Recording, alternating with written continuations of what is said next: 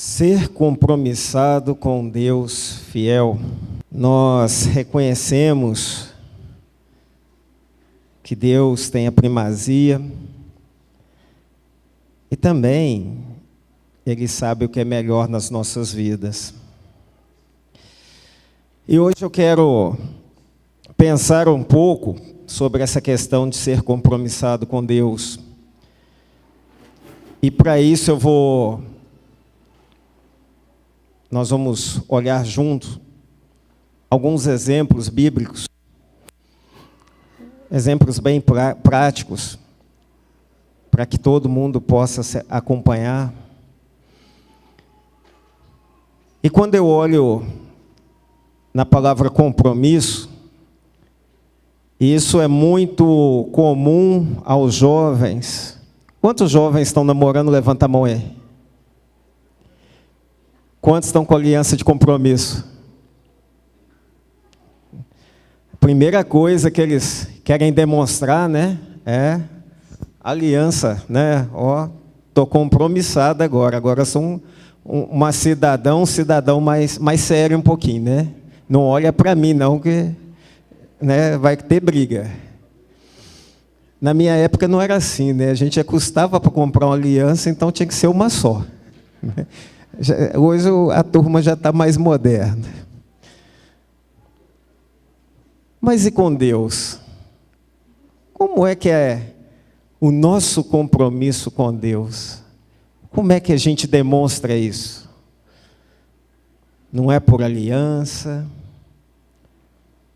Às vezes a gente nem sempre tem um sinal, né, para demonstrar que a gente serve ao Deus verdadeiro. Às vezes as pessoas passam e nem...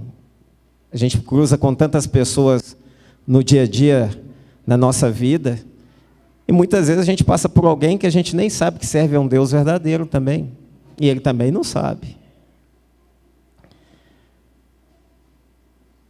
E como você, estamos diante do nosso Deus? Quais são os compromissos que temos assumido diante dele? A primeira coisa que a gente precisa fazer quando a gente assume um compromisso com Deus é não olhar para trás. E um exemplo que a gente tem é da mulher de Ló, um exemplo triste, mas que exemplifica bem, porque Deus estava tirando Ló e a sua família de um local que ia ser destruído. E o anjo então fala para ela: olha, vocês vão escapar para o monte, vocês vão para o monte. Mas Gênesis capítulo 19, versículo 17, enfatiza: não olhes para trás de ti. Não olhes para trás de ti. E eles vão a caminho, né? E as coisas vão acontecendo. E aí, diz o versículo 26, e a mulher de Ló olhou para trás e foi convertida numa estátua de sal.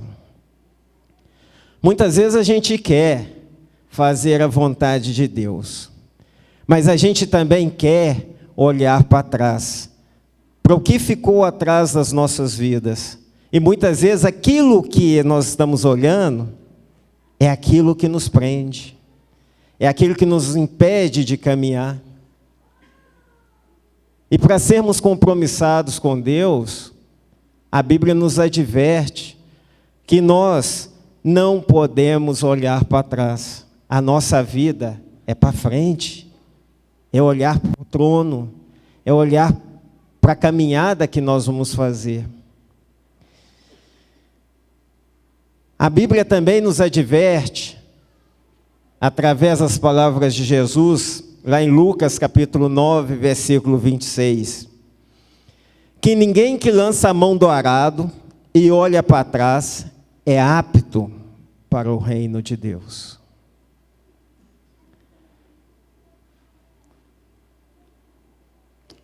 Nós precisamos caminhar.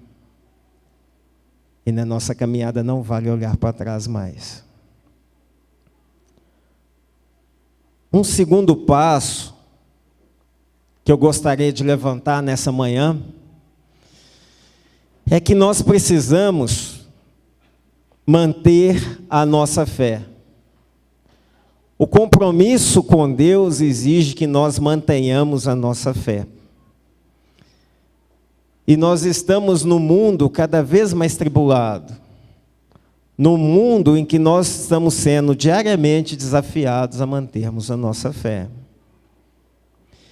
E um exemplo que eu trago hoje é o de Abraão.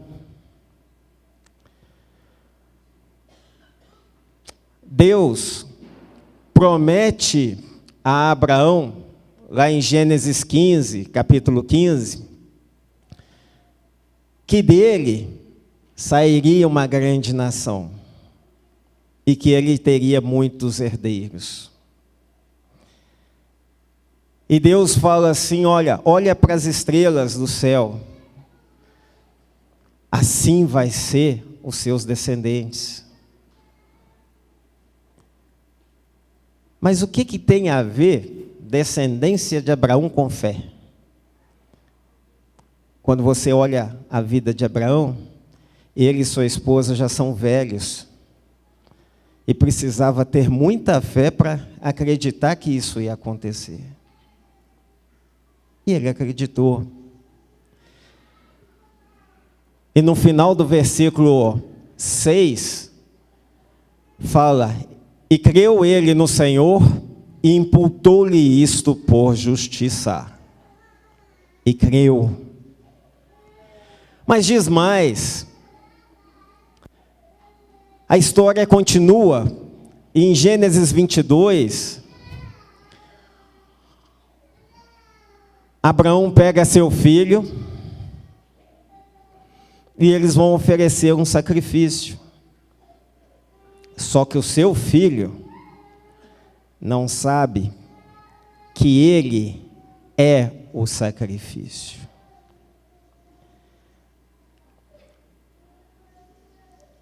Deus, o Senhor não falou que de mim vai ser uma grande nação? E agora Deus fala, olha, pega seu filho e leva para o monte. Como é que é isso? Como é que eu vou entender isso? E ele pega seu filho Isaque, a quem ele ama, e vai para a terra de Moriá, e oferece ali o holocausto nas montanhas, que eu te direi, diz Gênesis 22. E Isaque fala para Abraão, seu pai, meu pai, e ele disse, eis-me aqui, meu filho. E ele disse, eis aqui o fogo, eis aqui a lenha, mas onde está o cordeiro do holocausto? Nós que somos pais, ouvindo uma coisa dessa, e aí? Precisa ter fé? Precisa, muita fé. E Abraão diz, Deus proverá para si o cordeiro. E caminharam ambos juntos. Faço ideia, que caminhada, hein? Que caminhada. Deus ainda falou assim, você vai ter que caminhar. E o que a gente vê é que Deus depois proveu o cordeiro.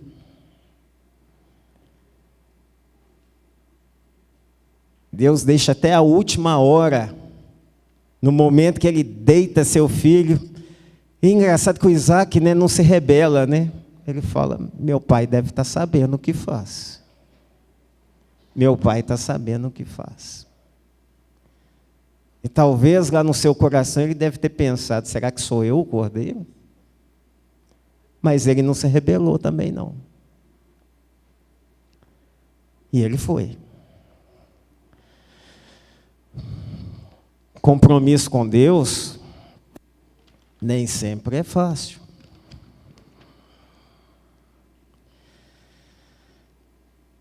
A Bíblia diz para a gente, em Hebreus capítulo 11, versículo 1,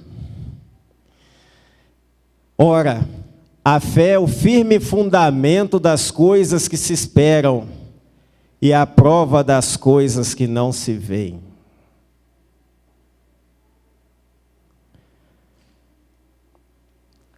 Eu tenho, e você tem, a cada dia, que repetir isso.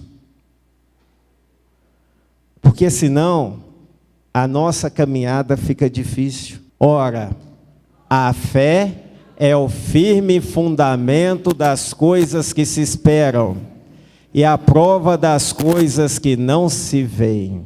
Ter compromisso com Deus pode se tornar um pouco difícil.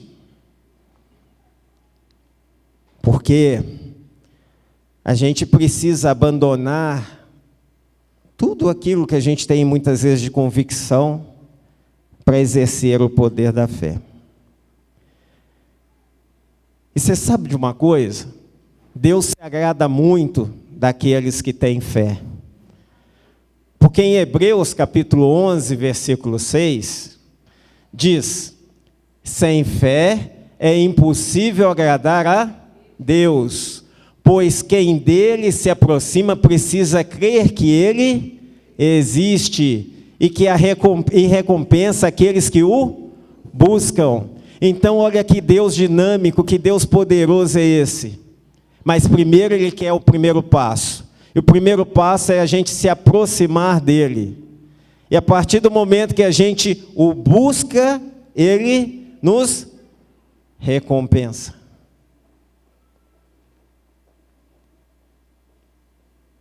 Que Deus maravilhoso, né? Mas nós precisamos dar o primeiro passo. O terceiro passo,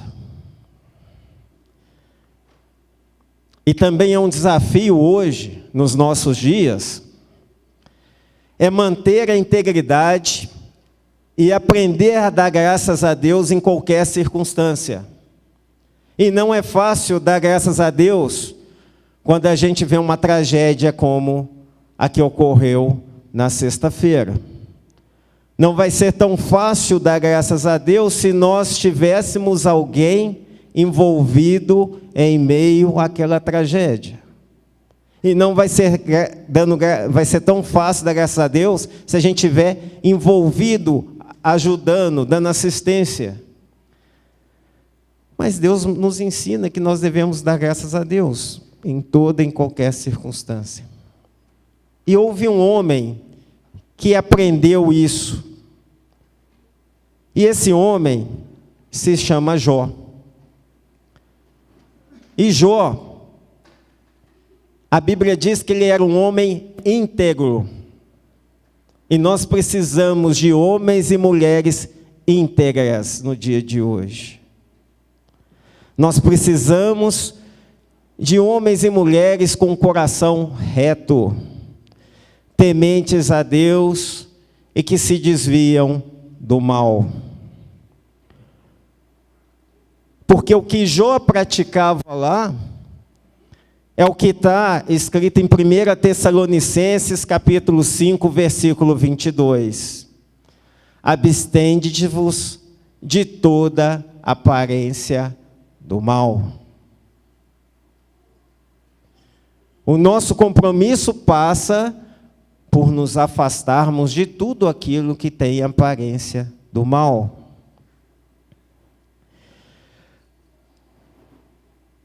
Mas como era o caráter de Jó? A Bíblia diz que o Jó, no seu dia a dia, ele se levantava de madrugada, isso está lá em Jó, capítulo 1, versículo 5, e oferecia holocaustos por ele e pelos seus filhos, que poderia ser que algum dos filhos dele tivesse pecado. Então ele já se preocupava com a vida espiritual dos filhos. E diz mais, que Satanás estava a observar, diz Jó, capítulo 1, versículo 8. E disse o Senhor a Satanás: observastes tu a meu servo Jó? Porque não há na terra semelhante a ele, homem íntegro e reto, e que se desvia do mal. Veja que Deus estava de olho em Jó e disse: na terra nós não temos um homem como ele. E Satanás fala para Deus: ele é assim porque o Senhor protege, porque está tudo bem com a vida dele, porque vai mil maravilhas a vida dele, mas tira tudo que ele tem para ver se ele vai fazer isso. Tira tudo que ele tem para ver se ele vai servir. E a nossa vida, ela não pode estar condicionada a servir a Deus, porque a nossa vida vai bem. Mas a gente tem que aprender a servir a Deus quando as coisas também vão mal. E a gente tem que ser o mesmo, tanto com a situação boa quanto com a situação ruim. Nós temos que continuar sendo os mesmos. E sabe o que acontece? O Jó, além de perder a família, de sobra, a esposa dele o atormentava também. Ele perdeu a família, perdeu a saúde. Imagina você com uma doença em que você tem que ficar com uma telha raspando aquelas crostas que dá na pele. As pessoas iam chegar perto de você? Não, ainda mais naquela época. Esse cara deve ter pecado e muito. E o detalhe que chama a atenção é que Jó, capítulo 2, versículo 8, diz assim: e Jó tomou um caco para raspar com ele, e estava sentado em meio a uma cinza. Então a sua mulher lhe disse: ainda retens a sinceridade? Amaldiçoa a Deus e morre. A pessoa mais próxima da gente, muitas vezes, é que vai nos puxar para baixo. E nesse caso foi a mulher de Jó. Porém ele lhe disse: como fala qualquer doida, falas tu. Receberemos o bem de Deus e não receberemos o mal? Em tudo isso não pecou Jó com seus lábios. Ele fala: se nós recebemos o bem, não vamos receber o mal? Você fala igual uma doida. Ele se resignou e ele não pecou. 1 Tessalonicenses, capítulo 5, versículo 18. 1 Tessalonicenses 5, 18 diz: em tudo dai graças, porque esta é a vontade de Deus em Cristo Jesus para convosco. Em tudo dai graças. Jó teve que aprender. E nós precisamos aprender. O quarto passo é que tenhamos um coração conforme o coração de Deus. E aí eu peguei Davi. Porque Davi, diz Atos 13, 22, e quando este foi retirado, quem foi retirado? Saul. Tá? Levantou-lhes como rei a Davi, ao qual também deu testemunho e disse: achei a Davi, filho de Jessé, homem conforme o meu coração, que executará toda a minha vontade. Na nova tradução da linguagem hoje diz: depois que tirou Saul, Deus pôs Davi como rei, e disse isso a respeito dele: encontrei em Davi, filho de Jessé, o tipo de pessoa que eu quero e que vai fazer tudo o que eu desejo. Será que Deus, olhando para as nossas vidas, pode falar: que nós vamos fazer tudo o que Ele quer? Precisamos ter um coração segundo a vontade de Deus. Mas esse coração segundo a vontade de Deus não impediu a Davi de cair, de pecar, de falhar. Mas uma coisa que acontece muito nas nossas vidas é que nós vamos falhar. E nós vamos cair. Mas se cairmos, nós vamos erguer de novo. E temos que erguer. Porque o primeiro pensamento que nós temos que ter é de 1 João, capítulo 1, versículo 9. Que se confessarmos os nossos pecados, Ele é fiel e justo para nos perdoar os nossos pecados e nos purificar de toda a injustiça. Mas Satanás vai querer o quê? Olha, você caiu, você pecou, você não é mais digno. Mas não ouve Satanás, não. Levanta, anda, continua caminhando. Porque quem cai, levanta. 1 João capítulo 2, versículo 1 e 2, ainda diz: meus filhinhos, estas coisas vos escrevo para que não pequeis. E se alguém pecar, temos um advogado para com o Pai, Jesus Cristo, o justo. E Ele é a propiciação dos nossos pecados, e não somente pelos nossos pecados, mas também pelos de todo o mundo. Nós temos um advogado. É lógico que nós não vamos pecar deliberadamente. Nós não vamos sair daqui agora falando assim, agora eu posso pecar à vontade porque eu tenho um advogado. Mais ou menos como faz o mundo quando alguém tem dinheiro, né? Agora eu posso transgredir à vontade porque eu tenho advogado adoidado para me livrar. Não é assim que funciona. Deus quer ver o nosso esforço, quer ver a nossa luta, quer ver nós caminhamos para fazer a vontade dEle. Mas se falharmos, a gente tem um advogado. Ser compromissado com Deus fiel é buscar fazer a vontade de Deus, independente do passado. E aqui eu abro um parênteses. Fazer a vontade de Deus não tem idade. Pode ser com 100, como pode ser com 5, como pode ser com 8. E o que eu quero colocar hoje como exemplo é Josias. Josias foi filho de Amon, cujo pai era Manassés.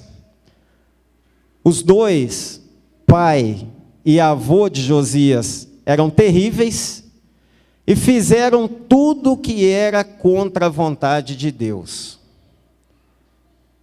No entanto, Josias assume o trono e, pasmem, a idade de Josias, diz 2 Reis, capítulo 22, versículo 1. Tinha Josias 8 anos de idade quando começou a reinar. Reinou 31 anos em Jerusalém. E a Bíblia diz mais.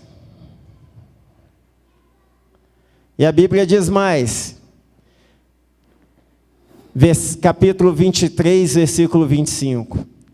E antes dele, não houve rei semelhante que se convertesse ao Senhor com todo o seu coração, com toda a sua alma, com todas as suas forças, conforme toda a lei de Moisés. E depois, nunca se levantou outro tal. 8 anos de idade. Resolveu quebrar a tradição. Resolveu ir contra tudo o que a sua família já tinha feito. E resolveu começar dali um novo ciclo. Então, para ter compromisso com Deus, eu não posso começar a olhar o meu passado, mas eu tenho que olhar para frente. Eu tenho que buscar, independente da minha idade, seguir. E a chave é se converter ao Senhor com todo o seu coração, com toda a sua alma, de todas as suas forças. Não dá para ficar dividido.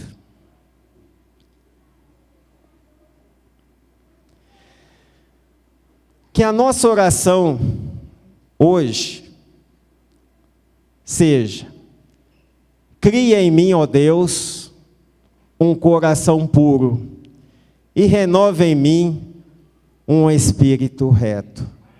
Vamos repetir? Cria em mim, ó Deus, um coração puro e renova em mim um espírito reto. Isso está lá em Salmos 51:10. Ainda há tempo de consertar, ainda há tempo de fazer a vontade de Deus.